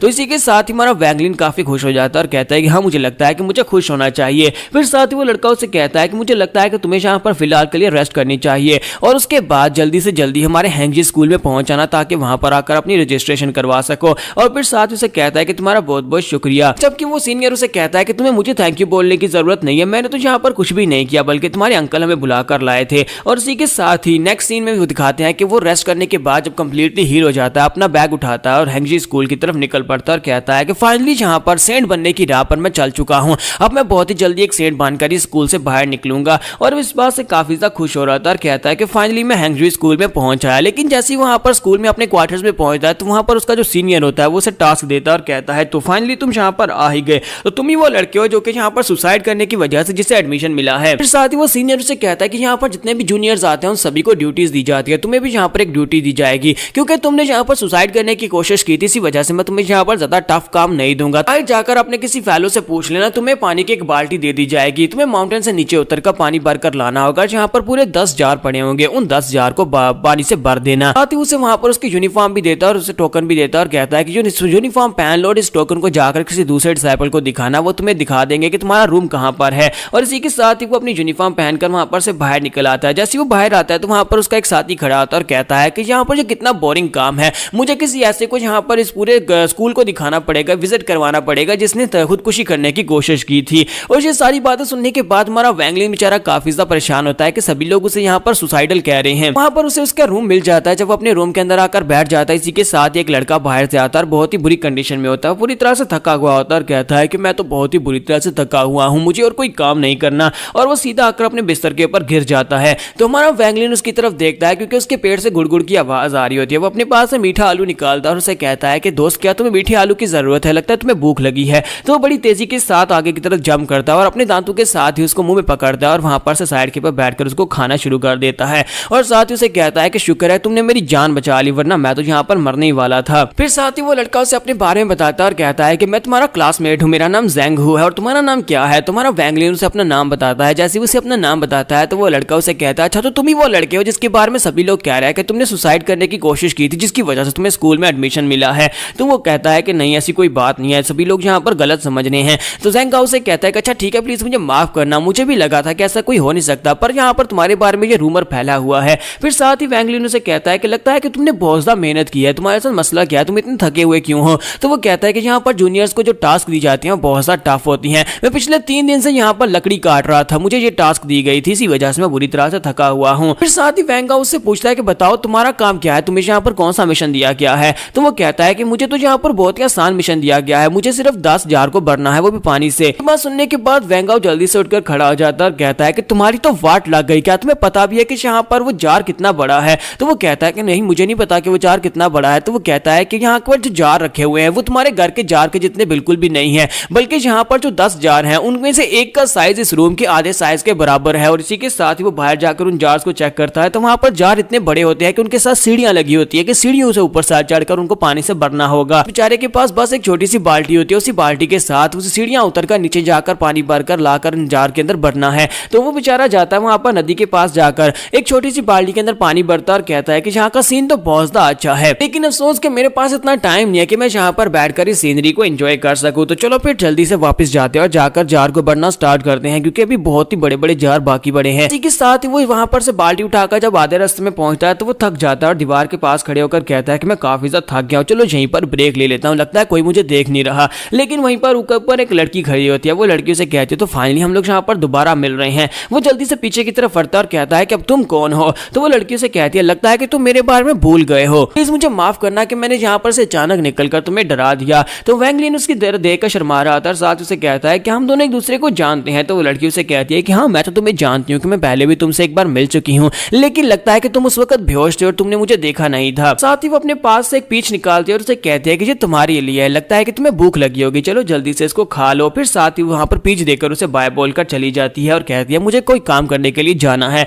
और वैंग लिन चलाकर उसे कहता है कि अपना नाम तो बता जाओ, लेकिन वो लड़की वहां पर से जा चुकी होती है। यहाँ पर हम लोग अपनी एपिसोड 05 का एंड करेंगे और नेक्स्ट एपिसोड में देखेंगे क्या हमारा वैंग लिन जहाँ पर इन जार्स को भर पाएगा, वो भी टाइम रहते हुए। ऊपर से इस लड़की की क्या कहानी है ये भी हमें शायद नेक्स्ट एपिसोड में पता चल ही जाए। तो एपिसोड की एक्सप्लेनेशन अच्छी लगी हो तो कमेंट करके जरूर बताइएगा, वीडियो को लाइक करना मत भूलिएगा। Thank you.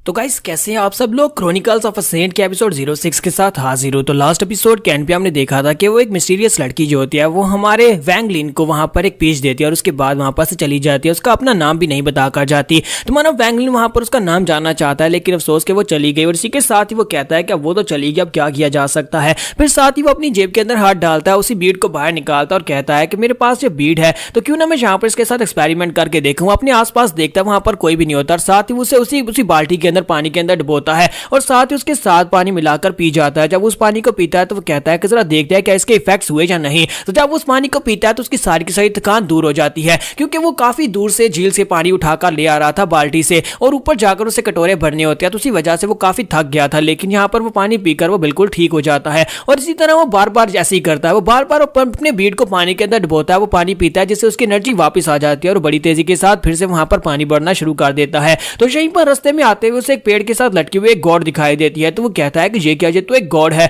तो गॉड का मतलब होता है असल में एक बोतल की तरह का एक होता है जिसके अंदर अक्सर लोग वाइन डालकर पीते हैं। लेकिन ये मुझे आज पहली बार पता चला कि ये गॉड जो होती है ये पेड़ के साथ लगती है। लियू फेंग जो होता है इस गॉड को उतार लेता है और उसी के साथ ही अपने बीड वाला पानी उसके अंदर डालकर उसे अपनी कमर के साथ बांध लेता है। अब उसके लिए ये ज्यादा आसान हो जाता है कि बार बार वो जाकर पानी लाता है और बार बार आकर वहां पर कटोरों में डालता है और साथ ही उस गॉड के अंदर से पानी पीता रहता है। और यहीं पर इसी तरह बड़ी आसानी के साथ वो सारे के सारे 10 जार को बड़ी आसानी से भर लेता है। तो यहाँ पर उसकी टास्क कंप्लीट हो जाती है और उसके बाद वो रात के वक्त अपने बिस्तर के ऊपर सो रहा था और वहां पर एक ड्रीम देख रहा था कि वो पानी के अंदर नहा रहा है, जहां पर उसने अपने बीड को भी डाला हुआ है। तो वहीं पर पानी के अंदर नहाते नहाते उसके सामने वहां पर कुछ बुलबुले निकलना शुरू हो जाते हैं। तो वो कहता है कि ये क्या, यहाँ पर क्या हो रहा है। और उसी के साथ ही उसे उसकी नींद खुल जाती है। तो उसकी नींद खुलती है तो वो सामने की तरफ देखता है कि उसके ऊपर उसकी चादर होती है, यानी कि वो अपने बिस्तर के ऊपर लेटा होता है। तो उसकी चादर जो होती है वो गीली हो चुकी होती है। वो कहता है कि ये क्या, कहीं ऐसा तो नहीं है कि मैं सपना देख रहा था, सपने में मैंने अपने बिस्तर के ऊपर ही सूसू कर दीजिए, तो बहुत ही शर्मिंदगी की बात है, कहीं कोई देख ना ले। और जैसे ही वो अपने आसपास देखता है तो वहां पर बहुत सारी धुंध होती है। तो वो कहता है कि यहाँ पर चल क्या रहा है, ये आसपास इतनी सारी धुंध कहां से आ गई। फिर साथ ही उसकी नजर साइड के ऊपर अपने दोस्त ज़ैंगहो के ऊपर पड़ती है। तो उसका दोस्त ज़ैंगहो जो होता है वो भी बहुत ही बुरी तरह से वहां पर हाँफ रहा होता है और उसके पसीने छूट रहे होते हैं। तो मानो वैंग लिन उसे देखकर काफी हैरान होता है और कहता है कि अब इसके साथ क्या मसला है, इसको क्या हुआ। और साथ ही वहां पर दिखाता है कि बाहर बादल चमक रहे होते हैं क्योंकि बाहर बारिश हो रही होती है। तो वो जल्दी से भागता हुआ उसके पास जाता है और जाकर उसको चेक करता है और कहता है कि तुम्हें क्या हुआ, क्या तुम ठीक हो। लेकिन वो होश में नहीं होता, वो सोया हुआ होता है, लेकिन साथ ही लंबे लंबे सांस ले रहा होता है। वो उसे कहता है कि ज़ैंगहो क्या तुम ठीक हो। उसकी बॉडी पूरी तरह से गर्म हो चुकी होती है। वो कहता है कि इसकी पूरी बॉडी यहाँ पर बहुत ज्यादा हॉट हो चुकी है, लेकिन ये सब कुछ कैसे हो रहा है। फिर साथ ही अपने पास से बीड निकालता है, कहता है कि हो सकता है कि बीड यहाँ पर काम कर जाए। वो अपने बीड को बाहर निकालता है और उसे देखकर काफी हैरान होता है और कहता है कि यहाँ पर चल क्या रहा है, इस बीड के अंदर से इतनी एनर्जी क्यों निकल रही है। और इसी के साथ ही वो बीड के अंदर से जो एनर्जी निकलती है वो आसपास की धुंध को अपने अंदर खींचना शुरू कर देती है। वो बीड को वहीं पर फेंक देता है। तो जैसे वो बीड को वहां पर फेंकता है तो आसपास जितना भी वहां पर कोहरा यानी धुंध होती है वो सारी की सारी उस बीड के अंदर एब्जॉर्ब हो जाती है। तो वो कहता है कि अब अचानक से ये क्या हुआ, सारी की सारी धुंध कहां पर चलेगी, क्या वो इस बीड के अंदर एब्जॉर्ब हो गई है। तो मानो वैंग लिन आगे बढ़ता है, जाकर अपने बीड को उठाता है। जब वो उस बीड को उठाता है तो वो देखकर काफी हैरान होता है और कहता है कि ये क्या, यहाँ पर अजीब कुछ हुआ है। पहले यहाँ पर इसके ऊपर मैंने बादलों को काउंट किया था, इस बीड के ऊपर टोटल 6 बादल थे, लेकिन अब यहाँ पर एक फालतू हो गया है, यानी कि अब यहाँ पर 7 बादल हो गए हैं। लेकिन ये सब कुछ कैसे हुआ, अगर मैं यहाँ पर सही सोच रहा हूँ तो यहाँ पर 6 ही थे। फिर साथ ही वो ज़ेंगो की तरफ देखता है और कहता है कि ज़ेंगो का मैं क्या करूँ, ये तो यहाँ पर अभी भी उसी हालत में है। फिर साथ ही वो कहता है क्यों ना इसे यहाँ पर थोड़ा सा पानी दूं। वो जल्दी से जाता है और जाकर कटोरे के अंदर से पानी डालता है, लेकिन वो बिल्कुल खाली होता है, उसके अंदर पानी नहीं होता। तो वो कहता है कि अब क्या हुआ, यहाँ पर तो पानी नहीं है, लेकिन शाम के वक्त सोने से पहले मैंने इसके अंदर पानी डाला था, फिर अचानक से पानी कहाँ पर चला गया, कहीं ऐसा तो नहीं है कि भीड़ ने सारा पानी अब्जॉर्ब कर लिया है। फिर साथ ही वो देखता है कि बाहर बारिश हो रही है, तो इसी के साथ ही वो कटोरा बाहर की तरफ करता है और बारिश का पानी उसमें जमा करके वो ज़ेंगो को पिला देता है। जब ज़ेंगो वहां पर पानी पीता है तो पानी के पीने के बाद उसकी शेकिंग रुक जाती है और वो लंबी लंबी सांस लेना भी छोड़ देता है और इसी के साथ ही वो आराम से सो जाता है। जब वो वहां पर सो जाता है तो हमारा वैंगलिन कहता है कि इसने तो मुझे बहुत ज्यादा डरा दिया था, मैं तो यहाँ पर यही सोच रहा था कि इसके साथ कुछ बुरा होने वाला है। फिर साथ ही वो कहता है कि अब मैं यहाँ पर इसका क्या करूं, मुझे लगता है कि ये सब कुछ भीड़ की वजह से हो रहा है, मुझे लगता है कि ये भीड़ जो है ये बहुत ज्यादा मनहूस है, ये जिसके पास भी होता है उसके साथ कुछ बुरा होता है, तो क्यों ना मैं यहाँ पर इस भीड़ को ठिकाने लगा कर आता हूँ, इसे फिलहाल के लिए अपने पास रखना ठीक नहीं। और साथ ही वो कहता है चलो पहले टॉयलेट करके आता हूँ, और इसी के साथ ही वो बारिश में बाहर निकल जाता है। तो बाहर जाने के बाद वो झाड़ियों के पास जाकर बैठ जाता है, गड्ढा खोदा उसके अंदर उस भीड़ को दबा देता है, वो उसे वहां पर दबा देता है और कहता है कि फिलहाल के लिए इसे यहीं पर छोड़ देता हूँ क्योंकि ये बहुत ज्यादा मनहूस है, कुछ दिनों के बाद आकर इसे वापस निकाल लूंगा, जब मुझे यहाँ पर जरूरत पड़ेगी तब इसके साथ अपनी एनर्जी को रिकवर कर लिया करूंगा। उसे वहां पर दबाने के बाद वो चोरी छुप के भागता हुआ जल्दी से वापस अपने क्वार्टर के अंदर आ जाता है। लेकिन जब वो अपने क्वार्टर की तरफ जा रहा होता है, इसी के साथ ये कैल्डर को दिखाता है कि वो वहां पर खड़ा होकर उसे देख रहा होता है और कहता है कि तो तू मुझे मिल ही गए। तो क्योंकि वो वहां पर बाहर बारिश में खड़ा होता है, इसी के साथ ही आसमानी बिजली उसके ऊपर गिरती है और उसे एक जबरदस्त झटका लगता है। लेकिन साथ ही यहाँ पर नेक्स्ट दिन अगले दिन सुबह का दिखाया जाता है कि हमारा वैंगलिन जो होता है वो टेबल के पास बैठा होता है और अपने खाने को घूर घूर कर देख रहा होता है, साथ ही वहां पर उस मिस्टीरियस लड़की को याद कर रहा होता है और साथ ही उसे याद करके मुस्कुरा रहा होता है। जबकि वैंग हाउक जो होता है उसे होश आ जाती है, वो उठता है और कहता है कि जी गुड मॉर्निंग, और तुम यहाँ पर इस तरह से मुस्कुरा क्यों रहे हो।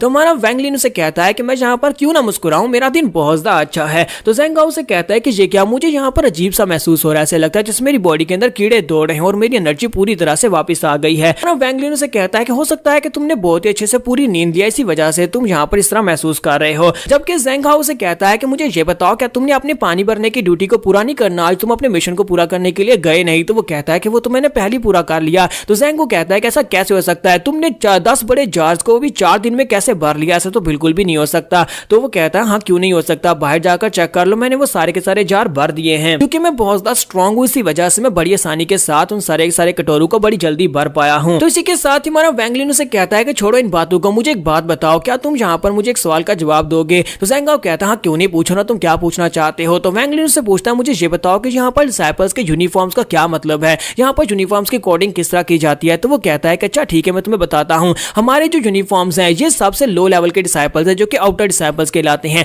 हम आउटर डिसाइपल्स हैं। और उसके बाद आते हैं ग्रे कलर के वो डिसाइपल्स जो कि हमारे सीनियर हैं, हमें ऑर्डर्स दे सकते हैं, जैसे कि तुम्हें यहाँ पर पानी भरने की टास्क जिस सीनियर ब्रदर ने यहाँ पर दी थी। इसके बाद यहाँ पर व्हाइट कलर आता है, पर्पल कलर आता है और रेड कलर आता है। और पर्पल कलर जो होता है वो स्ट्रेंथ के हिसाब से सबसे ज्यादा स्ट्रॉन्गेस्ट होते हैं, और रेड कलर जो होता है वो इनर डिसाइपल्स को दिया जाता है जो किसी एल्डर के डिसाइपल्स होते हैं। व्हाइट कलर वाले जितने भी डिसाइपल्स होंगे वो सारे के सारे हमारे सीनियर जनरेशन में से होंगे। तो वैंगलिन से कहता है कि मुझे ये बताओ कि हम लोग यहाँ पर अपने यूनिफॉर्म को चेंज कैसे कर सकते हैं, हम लोग ऊपर कैसे जाएं। तो वो कहता है कि तुम यहाँ पर एक इनर डिसाइपल बनना चाहते हो तो यहाँ पर इसके सिर्फ 2 ही तरीके हैं। पहला तो यह कि तुम्हें 10 साल तक वेट करना होगा, यहाँ पर मिशंस को पूरा करना होगा। अगर तुम्हें दी गई हर एक टास्क को तुम पूरा करते हो तो 10 साल के बाद तुम्हें यहाँ पर मौका मिलेगा, तुम एक इनर डिसाइपल बन जाओगे। तो हमारा वैंगलिन से कहता है क्या पूरे 10 साल तक हमें यहाँ पर काम करने होंगे, क्या तुम चाहते हो कि मैं 10 साल तक यहाँ पर जो बड़े जारी बरता रहूं, ऐसा नहीं, कुछ और बताओ, क्या यहाँ पर कोई शॉर्टकट नहीं है। तो ज़ेंग हाउक से कहता है कि हाँ एक शॉर्टकट है, उसके लिए तुम्हें ये करना होगा कि तुम्हें किसी एल्डर की नजर में आना होगा, कि कोई एल्डर यहाँ पर आकर तुम्हें अपना पर्सनल डिसाइपल बना ले। अगर तुम्हें एल्डर अपना डिसाइपल बना लेगा तो तुम बहुत ही जल्दी एक सेंट बनने की राह पर आगे बढ़ जाओगे, क्योंकि तुम उसके डिसाइपल बन चुके हो। क्योंकि हम लोग यहाँ पर सबसे लो लेवल के डिसाइपल्स हैं, क्योंकि हम लोग आउटर डिसाइपल्स हैं, तो इसका मतलब यह है कि कोई भी एल्डर हमारी तरफ दूसरी बार देखेगा भी नहीं, यानी एल्डर्स हमें एक बार देखकर हमें इग्नोर करके चले जाते हैं, वो कभी भी यहाँ पर हमें अपना डिसाइपल नहीं बनाएंगे, तो ये चांस भी बिल्कुल 0 है। तो इसी के साथ ही ज़ेंग हाउक से कहता है कि इन सभी बातों को छोड़ो, बस यहाँ पर मेहनत करते रहो,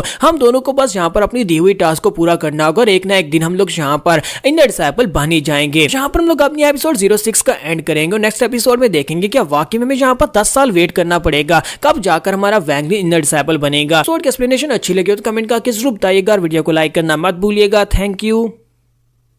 क्रॉनिकल्स ऑफ अ सेंट के एपिसोड 07 के साथ हाजिर हो। तो लास्ट एपिसोड के एंड पे हमने देखा था कि हमारा वैंगलिन जो होता है वहां पर पूछ रहा होता है कैसे एक इनर डिसाइपल बना जाए, और साथ ही वहां पर वो वैजेंग हाउस से एक और सवाल पूछता है और उसे कहता है कि मुझे ये बताओ कि यहाँ पर इनर सीड क्या होता है। तो उसे कहता है कि इनर सीड एक ऐसे जैसे कि हम लोग जहाँ पर कोई पौधा लगाते हैं, उसका बीज लगाया जाता है और उसके अंदर से पेड़ निकलता है, बिल्कुल ऐसे यहाँ पर हमारी बॉडी के अंदर जब कोर एनर्जी को इकट्ठा किया जाता है, की पावर को एक जगह के ऊपर मेरिडियंस में इकट्ठा किया जाता है, तो वहां पर एक सीड बन जाता है। इस सीड को यहाँ पर हम लोग एनर्जी गैदर करके इकट्ठा करते हैं या फिर इसको मैनुअली बॉडी के अंदर इंप्लांट किया जाता है, और उसके बाद जब हम लोग यहाँ पर बहुत सारी एनर्जी को गैदर करते हैं तो आहिस्ता आहिस्ता करते करते ये बॉडी के अंदर पूरी तरह से एक ट्री की तरह बन जाता है, यानी सारी की सारी मेरिडियंस एक्टिवेट हो जाती हैं और बॉडी के अंदर बहुत सारी की पावर आ जाती है, जिसके बाद हम लोग एक सेंट बन जाते हैं। साथ ही वो अपने पास एक बुक निकालता है और उसके अंदर से उसे ये सारी बातें बता रहा था है। तो हमारा वैंगलिन से कहता है कि ये क्या है, क्या मैं ये देख सकता हूँ? तो वो कहता है हाँ क्यों नहीं, देख लो। और इसी के साथ ही वो उस बुक को देखता है और कहता है कि ये बुक तुम्हें कहाँ से मिली? तो वो कहता है कि ये बुक मुझे एक्सचेंज मार्केट से मिली, वहां पर बहुत सारी यूनिक चीजें पड़ी हुई थी, उनमें से ये बुक भी पड़ी हुई थी। हमारा वैंगलिन जो होता है उस बुक को अपने हाथ में पकड़कर वहां पर बैठ जाता है और उसको पढ़ना स्टार्ट करता है, जबकि ज़ेंगाओ से कहता है कि तुम पढ़ना चाहते हो तो पढ़ लो, मैं जा रहा हूं अपने लकड़ी काटने के मिशन को पूरा करने। उसी के साथ ही वो जैसी दरवाजे के पास पहुंचता है वो वहीं पर रुक जाता है क्योंकि एल्डर उसी वक्त अंदर आते हैं। वो उसे देखती वहां पर जल्दी से अपना सर झुका देता है और कहता है कि जूनियर डिसाइपल ज़ेंगाओ यहाँ पर आपको ग्रीट करता है।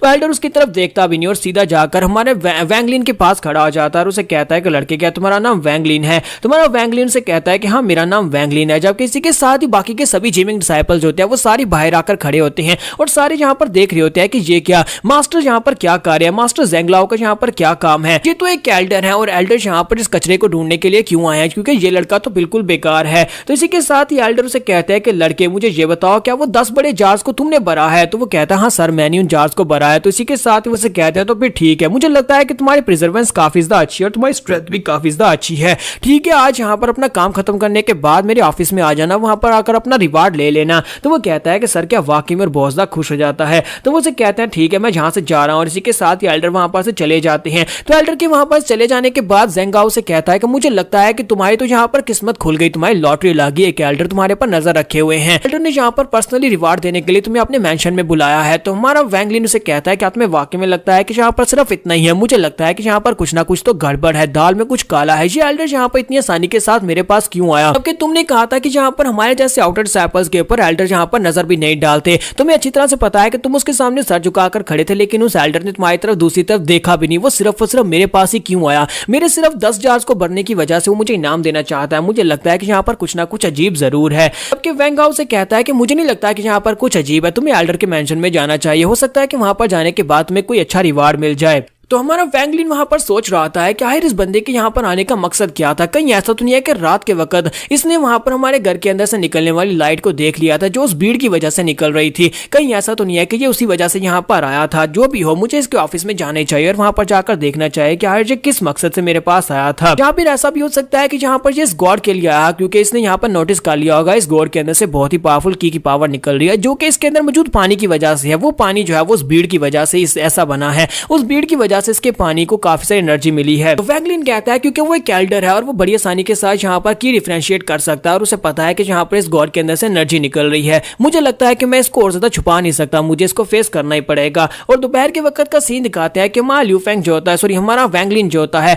वो मास्टर ज़ेंगलाओ के ऑफिस में पहुंच जाता है। वो उसके पास जाता है, उसे जाकर ग्रीट करता है। तो उसी के साथ ये एल्डर्स जो होते हैं वो घूर कर उसकी तरफ नहीं बल्कि उसकी गॉड की तरफ देख रहे होते हैं। तो वैंगलिन कहता है कि मुझे समझ आ गई इसने यहाँ पर मुझे क्यों बुलाया, क्योंकि यहाँ पर मेरी बॉटल की तरफ ही देख रहा है। ऐसे लगता है कि जैसे ही यहाँ पर सारे हर एक चीज को यहाँ पर घूर कर देख रहा है और साथ ही वो अपने हाथ को सामने की तरफ करता है। तो एल्डर अपनी पावर्स के साथ उसकी कमर के साथ बंधी हुई इस बॉटल को छीन लेता है और वो उड़ती हुई सीधी उसके पास पहुंच जाती है। तो जैसे वो बॉटल उसके पास आती है तो हमारा वैंगलिन इस बात से काफी हैरान होता है कि ये इस तरह की ट्रिक्स को भी यूज कर सकता है। तो एल्डर उसे कहता है कि ये क्या चीज है? तो हमारा वैंगलिन जो होता है वो उसे कहता है कि क्या तुम्हें दिखाई नहीं दे रहा, ये एक बॉटल है, क्या तुम्हें दिखाई नहीं दे रही? इस बॉटल के अंदर मैंने झील का पानी डाला हुआ है, वही पानी जो कि इस वक्त 10 बड़े जार्स के अंदर पड़ा हुआ है। अगर तुम्हें यहाँ पर पानी पीना है तो तुम पी सकते हो, अगर चाहो तो मैं वहां पर उस बड़े से जार के अंदर से भी तुम्हारे लिए पानी लेकर आ सकता हूँ। बहुत ही कमाल का पानी है। मैं यहाँ पर इसी तरह से 10 बड़े जार्स को भरा था क्योंकि गॉड के अंदर मैंने पानी डाल लिया था और मैं वहां पर से बाल्टी उठाकर लाता। जब मुझे प्यास लगती तो मैं इस गॉड के अंदर से थोड़ा सा पानी पी लेता था। मैं सुना था कि यहाँ की झील बहुत ज्यादा खूबसूरत है, लेकिन सिर्फ खूबसूरत ही नहीं बल्कि उसका पानी बहुत ज्यादा मैजिकल है। जबकि एल्डर वहां पर उस गॉड को सूंघ रहा होता है, हमारा वैंगलिन जो होता है उसके सामने वहां पर ढेर सारी बातें कर रहा होता है ताकि उसे यहाँ पे इस बात के ऊपर शक ना हो कि इस पानी के अंदर कुछ मिलावट हुई है।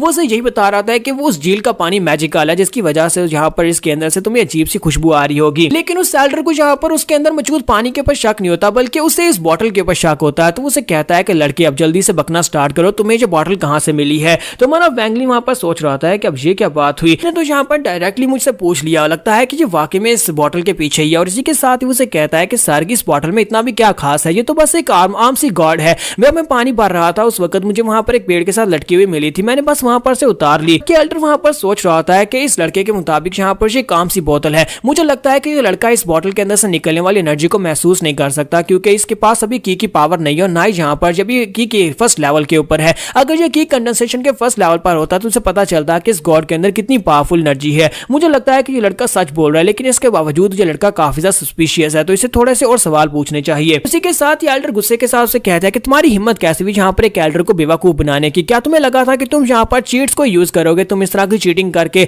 इस तरह से जल्दी से तुम यहाँ पर 10 जार्स को भर दोगे और उसके बाद में कोई पूछने वाला नहीं है। तुम हैंगजुई सेक्टर में रुकना नहीं चाहते, क्या तुम चाहते हो कि तुम्हें यहाँ से निकाल दिया जाए। तो हमारा वैंगलिन से कहता है कि अब इस बात का क्या मतलब है, तुम लोग यहाँ पर से मुझे क्यों निकालना चाहते हो। मैंने तुम्हें बताया ना कि इसके अंदर कुछ भी स्पेशल नहीं है, मैंने बस यहाँ पर तुम्हारी दी हुई टास्क को पूरा किया, मैंने उन 10 जार्स को भर दिया। अब क्या एल्डर से कहता है कि तुम यहाँ पर फिर से मुझे बेवकूफ बनाने की कोशिश कर रहे हो, तुम्हें क्या लगता है कि मैं तुम्हारी बातों के ऊपर यकीन करूंगा। जल्दी से बताओ कि तुम्हें ये बॉटल कहाँ से मिली है। तो हमारा वैंगलिन से कहता है कि मैंने बताया ना कि मुझे ये वहीं पर नदी के किनारे मिली थी। जबकि एल्डर से कहता है कि अपनी बकवास बंद करो, अब जल्दी से मुझे बताना स्टार्ट करो। अगर तुम सच्ची बताओगे तो फिर मैं यहाँ पर तुम्हें माफ कर दूंगा, लेकिन अगर तुम फिर से झूठ बोलोगे तो मैं तुम्हें खुद यहाँ पर हैंगजुई सेक्टर से बाहर निकाल दूंगा। तो इसी के साथ ही हमारा वैंगलिन सोच रहा था कि मुझे यहाँ पर अब ज्यादा एक्शन लेना होगा, और वो चिल्लाकर उसे कहता है कि तुम यहाँ पर क्या कहने की कोशिश कर रहे हो। मैं यहाँ पर तुम्हारे मिशन को पूरा कर रहा था, तुम लोगों ने मुझे एक टास्क दी, पिछले 4 दिन से मैं यहाँ पर अपनी टास्क को पूरा करने के लिए नीचे ऊपर यानी कि सीढ़ियों से नीचे जाता, बाल्टी को भर के लाता, जार के अंदर आकर डाल देता, जहां तक कि मुझे खाना खाने